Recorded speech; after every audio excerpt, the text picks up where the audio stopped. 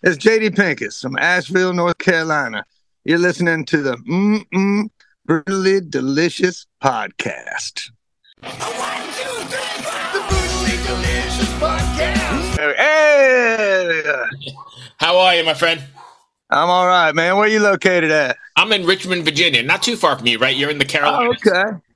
I hope you weren't at that graduation the other night.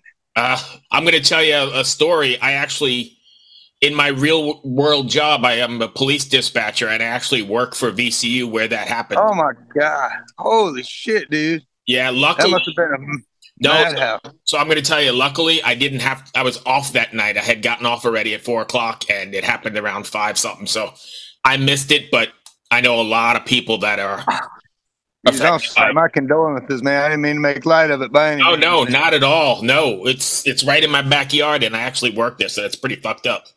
Damn. Man. I love Richmond. It's a shame to see that shit happen up there, man. It's weird, and I know this has nothing to do with what we're here for, but it's weird when you see it happen on the news, and it's always somewhere else, and it still sucks, and you still feel it, but you don't feel it as much as, holy shit, it's in my yard. Yeah, I think it hits me more when I see the surviving family members of these anonymous people that got killed. Yeah. And, realize what it would be like if something happened like that to my kid or something, Right. That's I don't think people understand that a lot of times. They just separate themselves from the issues and don't see the humanity in it, You are 100% right. But anyway, thank you for joining me. Usually I have a partner with me, but he had some difficulty today with his internet or something. But we had Paul Leary on a couple months ago, and we had a blast. We're both Butthole Surfer fans, so it's really nice to see you. I know this is not metal, but this is kind of like a guilty pleasure. I love this. Yeah, I checked out some of your metal stuff on there. I was like, I don't know, maybe he's got the wrong JD Pinkus for something. No. We're just fans, and you know what? I think even though it's a metal show and we're metalheads, I kind of like good music and stuff outside of the box, which I think your stuff fits, right? It's definitely outside the box. Definitely outside the box. Well, I know my band Honky did play with, we toured with Down and stuff. I guess that's kind of what metal is nowadays. But we weren't really a metal band per se, but our guitar player was a metal player, so it kind of squeezed us in that niche. And at the end of the day, right, good music is good music, whether it's metal, hip hop, whatever you're listening to, psychedelic, banjo, whatever you got going on, right?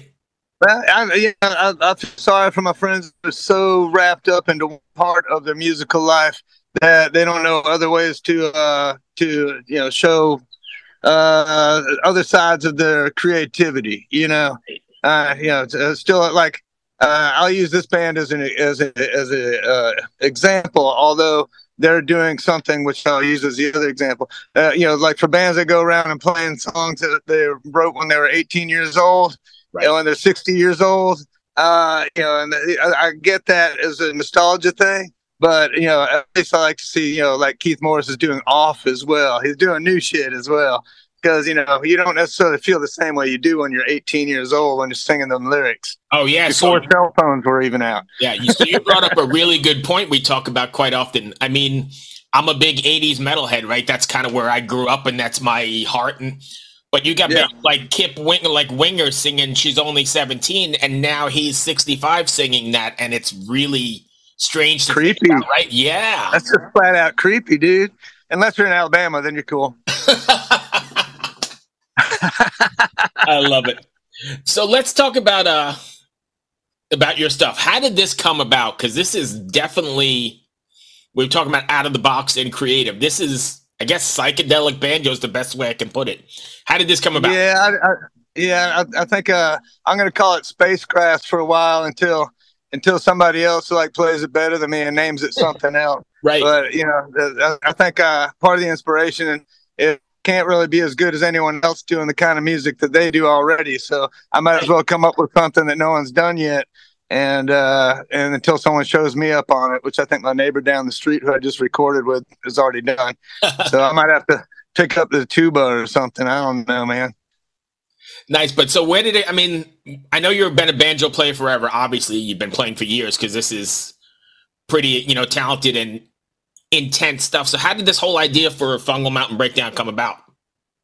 Well, the Fungal Mountain Breakdown, after my 2 solo records, Danny Barnes from the Bad Livers was like I've been playing banjo and writing songs and messing around. I'm not really a player. I'm still trying to play the damn thing. I'm a banjo wrestler. Mike Watt called me a bass wrestler a long time ago. I think that fits. I'm a banjo wrestler. So I'll be wrestling it till the day I die because I love it. But he heard some of my songs and he was like, yeah, it'd be cool to do a little cassette tape with your songs on it, and I'll draw a label on it, and like the old mixtapes, and he made like 200 of them. Right. Yeah. So he made it because he actually had gotten $50,000 from Steve Martin for Banjo Excellence. And he wanted to use that back towards promoting, strange banjo music or different styles of banjo music, because he does his stuff, banjo electronica. That was a barnyard electronica. That was a influence on what I did in it live and everything. And that guy's got it going on with experimenting with the banjo as well. And he liked my songs and asked me to do that tape. And then after we did it, I started liking how it sounded, and he mixed that one and how it came together. It was recorded live, and that was my first one. And so I asked if I could put it out, on vinyl and CD, and he said, sure. I shouldn't have changed the order. I did change the order of the songs. Wish I wouldn't have done that.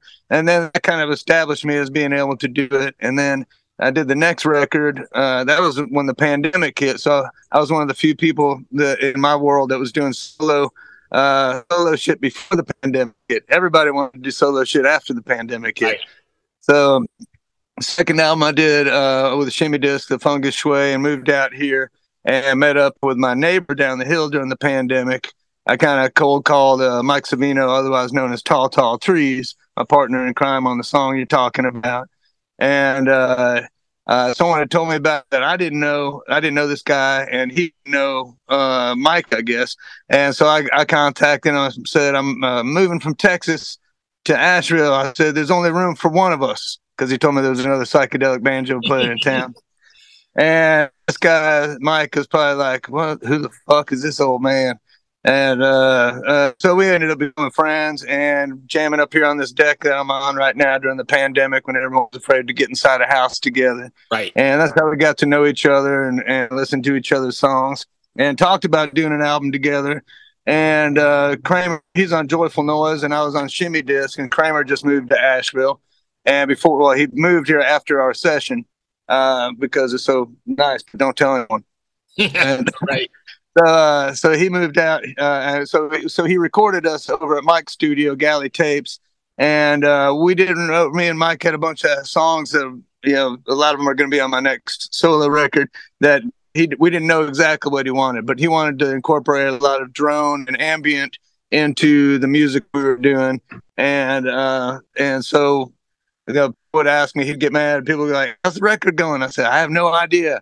And, nice. And now I do. Now I think it went great, and I'm really, really happy. But Kramer had a big influence in the direction of that record, and me and Mike had some songs that we threw in to go with the instrumental songs that we had on there.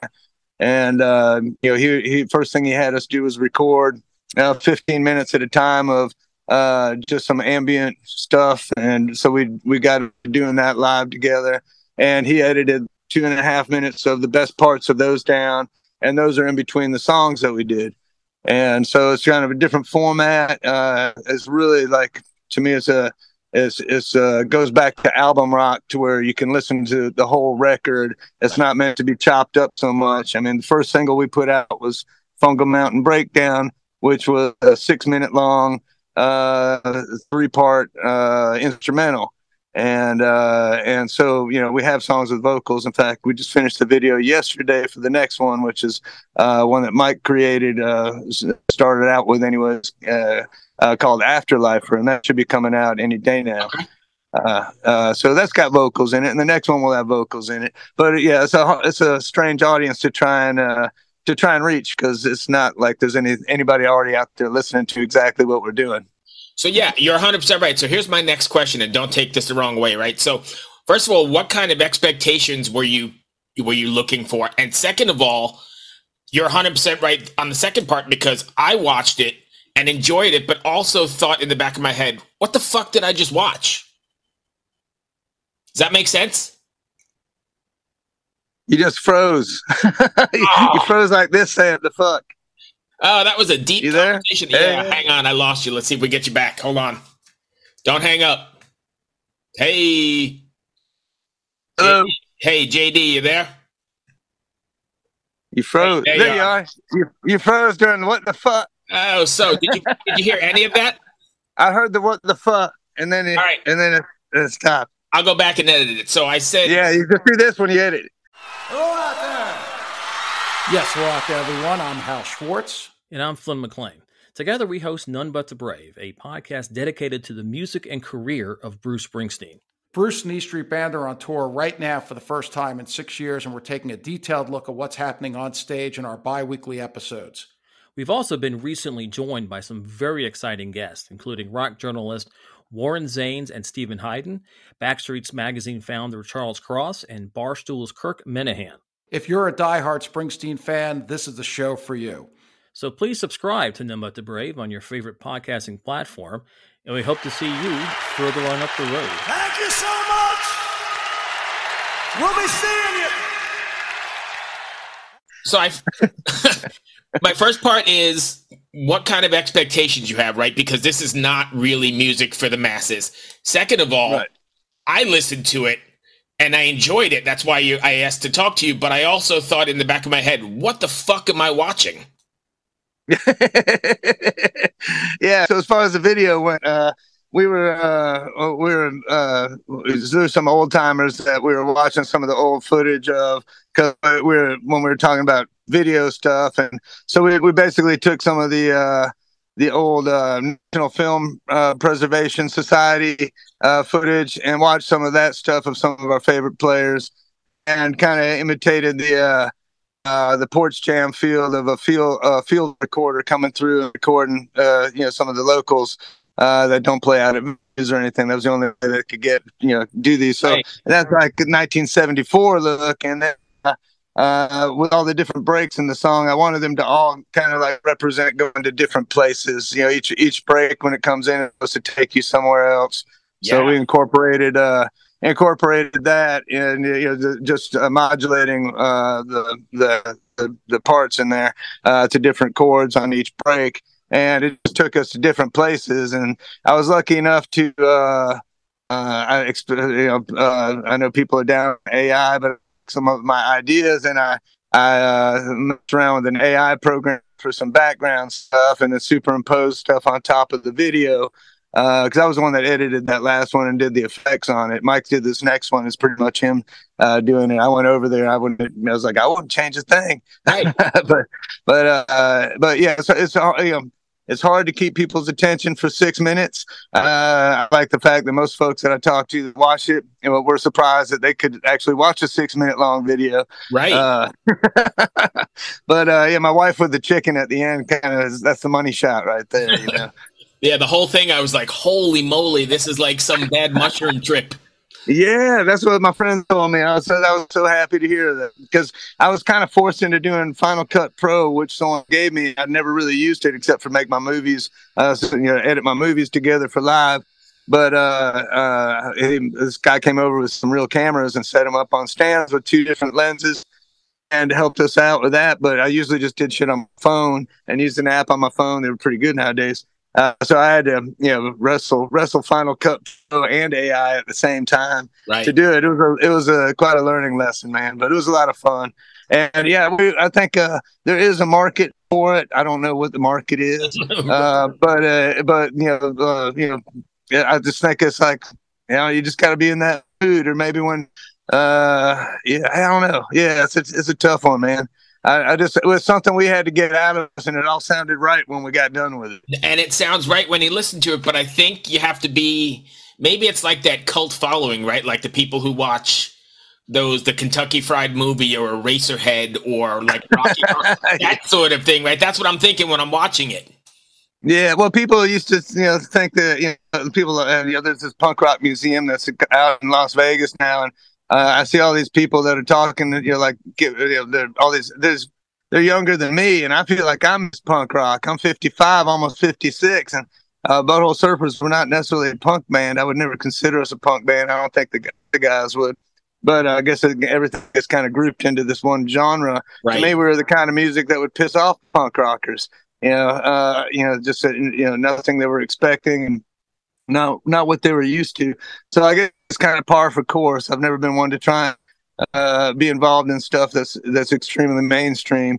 Maybe my band Honky was about the closest, because right after Butthole Surfers, and I wanted to have a 3-piece boogie band. Me and my friends that started the band, we wanted to just have one that chicks would come out and shake their butts to, and not using a bunch of effects. And just the way my ex-father-in-law, rest in peace, used to call rock and roll bass lines that he hated were dumb eights, dum dum dum dum dum dum dum dum dum dum.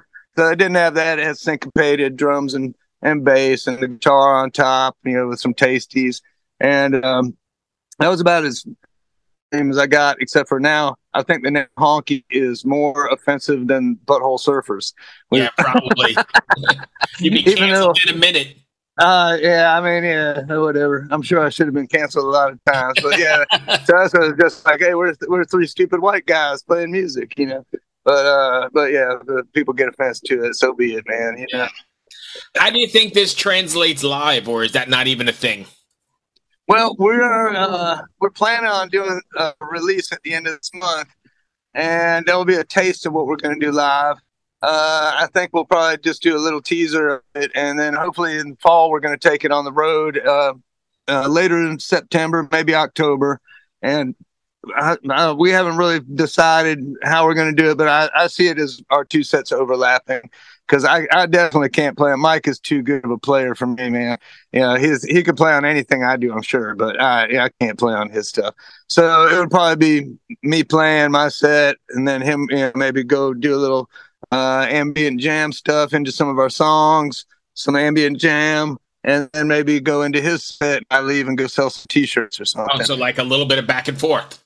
Yeah, I think maybe a crossover might be the way to do it, to where we can, where we would take our strengths together. So when you said you went and recorded ambient stuff, are you talking about you just went out and recorded? Are you talking about musical instruments, or you just go out? Musical instruments like drone. I should say droning. Droning music, ambient music, because it's not all drone. There's a lot of textures in the music, so that's why I don't like to say drone, because that's a little bit more. There's not any aggressive parts in that, I guess. This is more like real life bubbling up at you. It's like a storm rolling in from the south over there, and watching the trees start wiggling, and then all of a sudden these ones over here start wiggling, and then next thing you know, I'm smoking a joint. I love how you got there. That's pretty good. That was a natural progression. It's the journey. It's the journey. Nice. Are you writing more stuff? Is this something that's an ongoing thing, or is this going to be like a one-off? No, we definitely want to do some more stuff together. My next record is actually going to be on Shimmy Disc, and Mike's on it. He plays that because he's so good, and he's right down the street. But it's not going to be a solo record. It's all my songs with other people on it. In fact, Paul's on. The only guitar on there, I think, is Paul. Oh, nice. And yeah, and it's got horns, harp. It's got banjo. It's got pedal steel. It's got my buddy Sam Coombs from John Spencer and Quasi playing some kind of background crunchy synth stuff on some of the shit. It's gonna be basically like 2 albums in one, and one would be some of the outtakes, which were too songy for the last record me and Mike did together, because we wrote a bunch going into it. Right. And so then that's going to be one side, is going to be the more songy, a little bit more, I don't know, palatable for most people. Right. And then the other side to the stuff that I wrote for the Butthole Surfers album that never came out.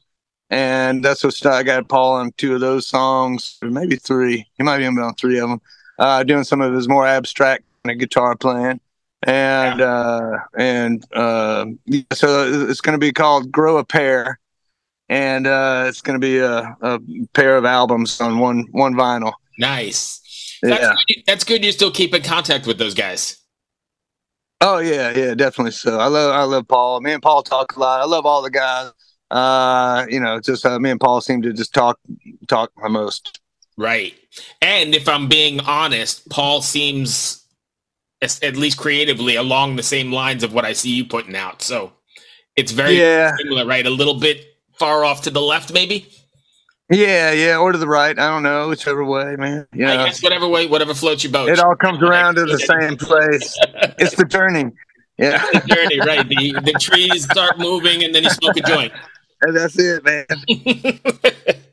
So what's next for you then? Are you just you're gonna release another single you said you got coming up and then some shows? Yeah, we got 2 more singles coming out on this one, and the third one comes out. Afterlifers should be out next week. It's actually ready now, and the YouTube is up on the private thing, so we know that's good to go. The next one's being worked on now by my friends down in South Georgia. I asked them to put some input into it. Sam Balling and his wife Courtney, and then they'll give it to me, and I'll put some stuff on top of it, and that should come out when the album actually comes out. Believe that's on the 28th or 29th of this month. And after that, I've got some solo shows spread around, and in July I'm going to be going off on the road with Josephus and the George Jonestown Massacre, and my friend P.W. Long from one of my favorite bands, Mule, and I love his solo stuff, and he's asked to join us on this. So it'll be us 3, and I'll be doing my banjo set. Preston, of course, will be doing his acoustic set, and then Josephus and those boys will be doing their electric set, and then I'm going to come up at the end and play bass and sing with them as a backing band and do a little bit of back catalog from it's going to be about 2 songs from 3 different bands and a cover. Nice. So you got a lot going on. So I've got 2 more questions for you. You got it. The first one, is that a tattoo on the inside of your hand? Yeah. How much did that hurt? Holy shit. Can you read it? Like? Can you read it? We got a key. I don't see the other one. No. You can't see it, or you can't figure it out? I can't figure it out. Oh. Honk key. Oh, honk yes. Key. I got it now. Nice. Honky. It's an old sailor tattoo, believe it or not. But it didn't hurt so bad, man. In fact, it was more like my wife is the one that did it on me. More like getting a palm massage on that part. I don't know. I mean, I have tattoos, but I don't know if I could do that. That looks fucked up. Well, they make a numbing cream now, she says. I guess. So lastly, how do we get more people to find you? Because this is something I think, even my metal audience needs to go listen to, because it's really good stuff. And outside. Well, yeah. Thanks a lot, man. I appreciate it. And thanks for inviting me on here to do this and to talk about it and to invite a new crowd to listen to it. I know you can listen to it on Bandcamp. It will be up on YouTube. It'll be linked to through my site, jdpinkus.com, which I have tons of stuff on, even, Jack Officer CDs that I still have left from way back when. People are out in the shopping mood, for Father's Day or whatever. Right. I even got crop tops. I can't say for women anymore. I just got crop tops now. Right, for whoever. It's summertime. Right. It's summertime. But yeah, as far as listening, you can listen for free, I think, a couple of times on Bandcamp. Definitely stuff will be on Spotify. Stuff will be all over, and the videos will be released as many places as we can make them happen. Awesome. And hopefully the album will sell like hotcake. There you go. Yeah, hotcake. One big one. One big hotcake, great. And I appreciate you taking the time. Oh, thanks for you taking the time, man. Appreciate it. Thank you, my friend. Good luck with everything. Thanks for your contribution to music. Be well. Hey, thank you, brother. I appreciate it. Thanks for your time, brother. Cheers. All right, Bruce. All right, bye. Hey, man. Bye. Ever wonder what a punch from Elton John feels like? Or how you'd cope with having turned down the chance to be in Nirvana? Or what signal Keith Richards gives when he wants you to get the hell out of his hotel room? Fans of Too Much Effing Perspective don't have to wonder, because they've heard these exact stories and a jillion others on our podcast. I'm Alex Hoffman, former tour manager for Radiohead. And I'm musician and comedy writer Alan Keller. On the TMEP show, we get guests like Nancy Wilson from Heart, Jeremiah Freitz from the Lumineers, and Modern Family's Julie Bowen to tell us things they may have only shared with their therapist, clergy, or a TMZ stringer. So join us on Too Much Effing Perspective. That's EFFING Perspective. The only podcast you crank up to 11.